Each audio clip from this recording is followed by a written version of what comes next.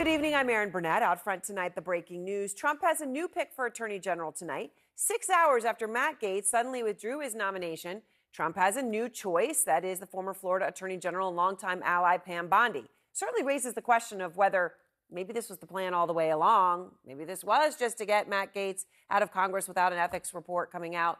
We'll see. But meanwhile, only 6 hours did it take for Trump to write online just moments ago, quote, Pam will refocus the DOJ to its intended purpose of fighting crime and making America safe again.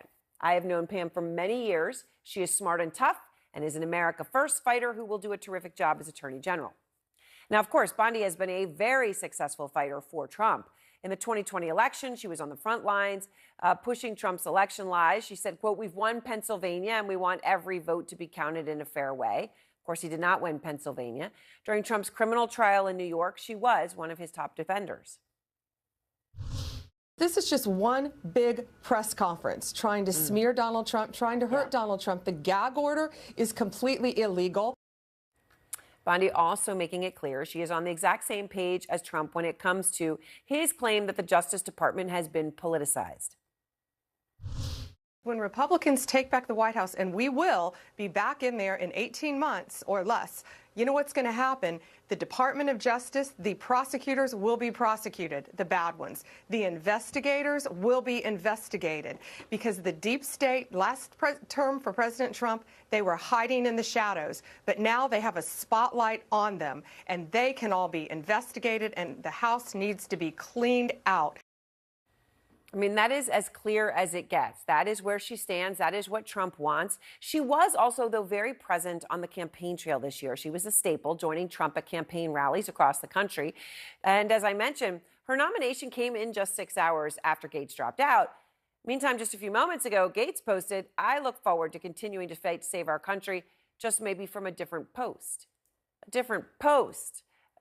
Important word. Sources telling CNN that Trump himself is the one who called Gaetz this morning to let him know he didn't have the votes to be confirmed. Now, we understand that Trump did not ask Gaetz to drop out, despite the serious allegations involving statutory rape and sexual misconduct. In a shocking turn of events, though, I mean, just 24 hours ago, Gaetz showed no signs he was stepping down. Moving on, great. Folks have been very supportive. They've been saying we're going to get a fair process. So it's a great day of momentum for the Trump-Gaetz administration. We were told Trump was standing by his staunch ally, full stop, and the sources close to the president-elect were optimistic. But then reality struck. Around 11:30 this morning, our Paula Reed reached out to Matt Gaetz's team. She had new reporting that there was a second alleged sexual encounter between the Republican and a 17-year-old. So his team asked for an hour to respond to Paula's reporting. They never did respond. Minutes before she was about to go on CNN to break her news, Gaetz issued this statement, quote, there is no time to waste on a needlessly protracted Washington scuffle. Thus, I'll be withdrawing my name from consideration to serve as Attorney General. Now, this was a major setback for Trump. I mean, even if he had thought this wasn't going to go through and it was helping Gaetz and getting that ethics committee report to not come out and he had a backup plan of possible Pam Bondi, even if all that is true, he did back him. He did say he wasn't going to step down. And he said he was doing very well, but at the same time did not want to be a distraction for the administration, for which he has much respect. Those are the final words from Gaetz. Sources telling CNN that the president-elect was all in on Gaetz. They had told us that he didn't have someone waiting in the wings. Well, that's a big question, right? So either he was ready on Pam Bondi, ready to go, or he made that decision as quickly as he had made the Gaetz decision. We don't yet know. But we do know that many of Trump's biggest supporters in Congress, like Josh Hawley, were happy Gaetz is out. My plan is to support all of them. I think they've got momentum. I thought the meeting today with Gaetz went great, and it's full steam ahead. That was just yesterday, barely over 24 hours ago. Today, here's Hawley. Well, I'm sure it's the right decision. He feels like it is, and the president feels like it is. Right decision. Well, Kristen Holmes is out front to begin our coverage near Mar-a-Lago. And Kristen, I was just talking about how one would go in 6 hours from Gaetz to Pam Bondi if you didn't already have something in your head about how this would go. But we just don't know. I know you've been learning more about exactly what happened. What have you found out?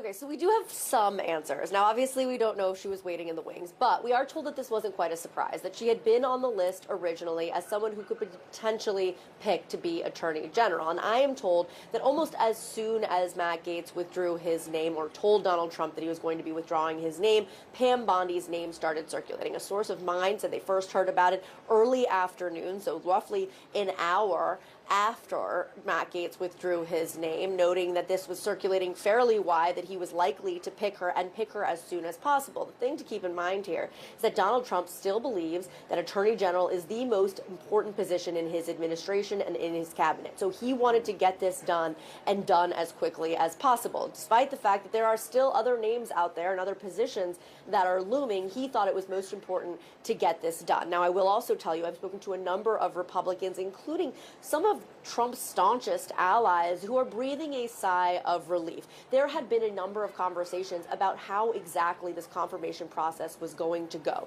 Trump himself had been briefed on the fact they didn't think that Gaetz had enough votes, and Trump had said to others, and obviously, as we know now, that he had called Gaetz and said the same thing, but he had admitted to others that he did not think that Gaetz could potentially, at this point, get confirmed in the Senate. When I am talking to these various allies, they are saying she is a solid pick. They believe her chances of getting confirmed are much higher. She also still carries a couple of things that Gaetz did. The same viewpoint about the Department of Justice, talking about dismantling it, how it's been weaponized.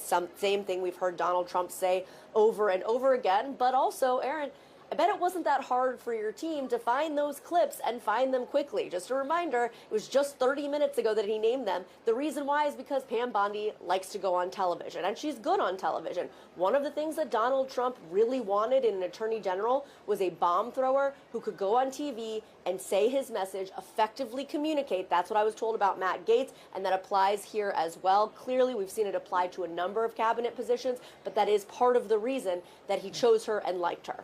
All right. Well, Kristen, thank you very much. All those new details. Let's go to Manu Raju on Capitol Hill. Manu, again, it's been just about a half an hour since we found this out. What's the response so far to the Pam Bondi choice?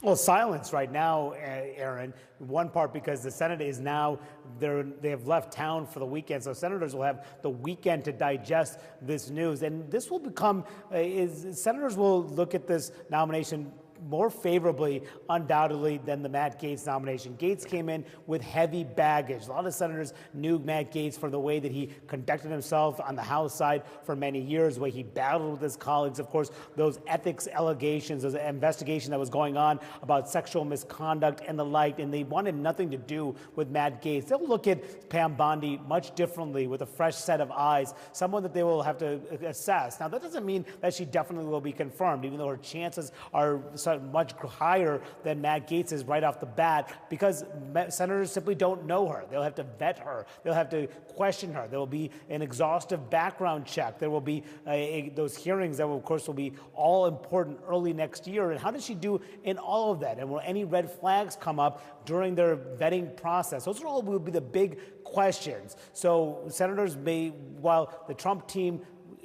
believes that she is much more confirmable and she could certainly get the post, that process still needs to take place in the United States Senate, because she's not very well known to these members, and perhaps she will sail right through, but we'll see. These processes are complicated, and sometimes they can trip people up. Absolutely. All right. Manu, thank you very much. And everyone's here with me. So, Lulu, 8 years as Attorney General for Florida, outspoken Trump supporter.